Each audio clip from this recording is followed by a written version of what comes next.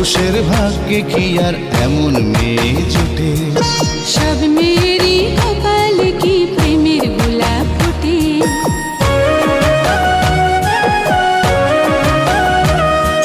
সব পুরুষের ভাগ্যে কি আর এমন মেয়ে জুটে? সব মেয়েরই কপালে কি প্রেমের গোলাপ ফোটে?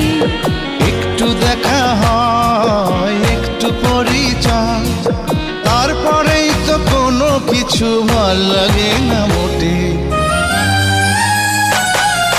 সব মেয়েরই কপালে কি প্রেমের গোলাপ ফোটে?